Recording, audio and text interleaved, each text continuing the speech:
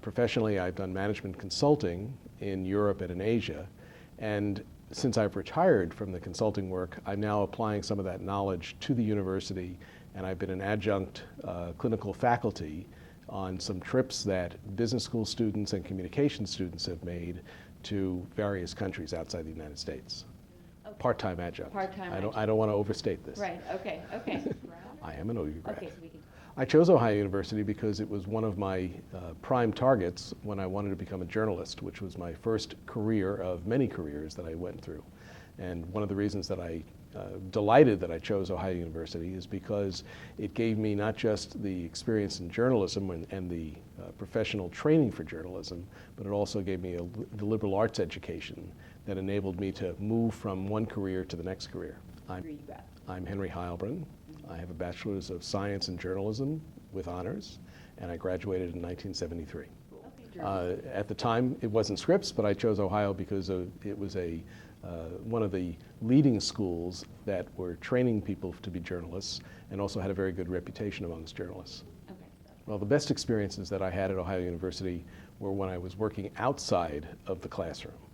I spent an enormous amount of time at WOUB working both on the radio and the television side. And it gave me the practical experience that I needed to launch my career. Each evening, I was one of the co-anchors for WOUB on television, doing the nightly news, and during the day, I was the student news director for WOUB radio. For us, as students, yes, broadcasting was developing and expanding. And as students, it also gave us a great laboratory to test our own skill set. I'll give you an example of one of those tests because it's one of my favorite stories about what we as students got a chance to do, which was in 1972 there was a presidential election, and among students it was a hotly contested election because it was more about the Vietnam War than it was about who would be elected president, though the results of the election were going to determine what would happen in the war. And as students who were all eligible for the draft, we were all focused in on who would be elected. But as journalists, particularly students, we wanted to do something very special. So the WOUB gave us the opportunity to produce around-the-clock election results in the 1972 elections. So on radio, we had more than 100 students go out to Southeast Ohio and cover elections in 13 of the counties. And they reported back live on the air from 7 p.m. until 1 a.m. in the morning to cover the local elections as well as the actual ballots and their preferences in those counties for the president. While simultaneously we had on-air television going from 8 p.m. until 11 p.m. around the clock as well. A lot of content. It's a great experience for students, and my peers during those days all remember the experience and attributed a great deal of learning to it that they applied in their actual careers. So We had one reporter and a couple of other students, or one student reporter and a couple of other students in each of the counties at the County Board of Elections. And the County Board of Elections was collating all of their precincts. So we had that individual reporter call back live. And remember that these are 20 and 21-year-olds who are doing something live, oftentimes for the first time, and they had to do it around the clock on a specific moment during that hour. Because they had their own slot. Each one had anywhere from 30 to 60 seconds. Had to get it in. We also went to the network for the national results, as well as we had some commentary as well. Well, as a student in the early 70s, there was a lot of politics, and perhaps that was because of my own interest in politics, or perhaps because it was the way politics would affect me. But you spent a great deal of time focused in on what would be ahead in the next couple of years for you individually. It wasn't so much could I get a job, it was would I be able to go find a job, or was I going to go to war? So the students that I spent time with were all preoccupied by this. We spent an enormous amount of energy trying to figure out what our futures were. Right? Well, in this case, there had been a national lottery started a few years earlier. So you knew exactly what your lottery number was.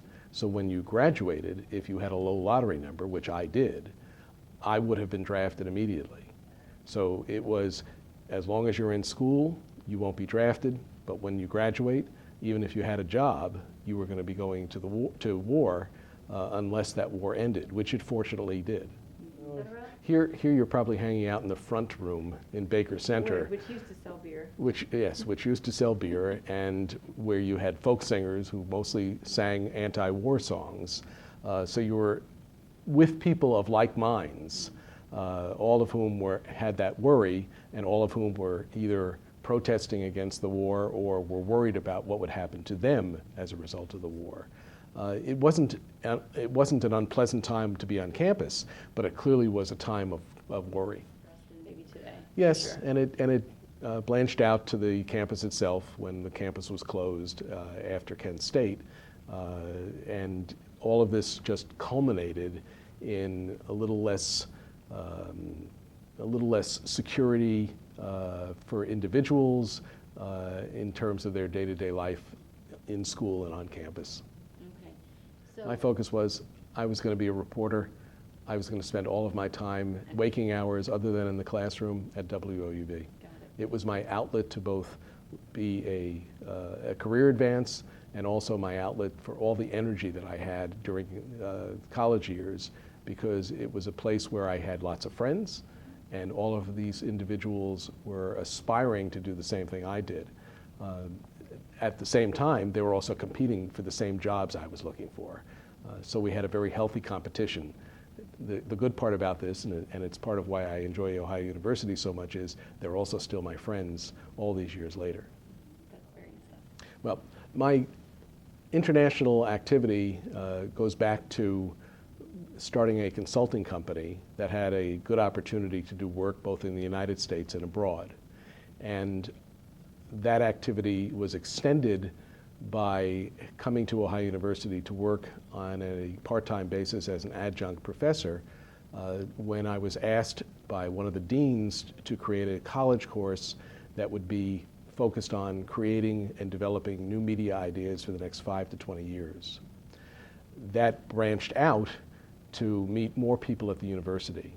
And in those introductions, I had the chance to go with some of the business school students to work overseas with students from the local country on projects for local businesses.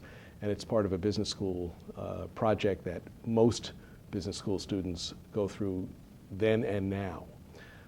This has brought me to Italy, India, China for the business school. I've worked on the Global Leadership Center project with students in Vietnam, and I've also done work for the U.S. Embassy in Germany, and most recently was on the Fulbright program in Ethiopia, where I worked with journalists there as well. I actually focus them in on what the future of media is, as opposed to best practices. Okay. My background is that I have done startups both in terms of conventional and new media. So my focus is to help people understand what the future of media will be and how they can involve themselves or how they can be the innovators to make the future of media. Okay. Ohio University, to me, as a graduate, was a launching pad for my career. And it's one that I continue to look back on because it contributed enormously to giving me both the knowledge and the practical experience that allowed me to move forward.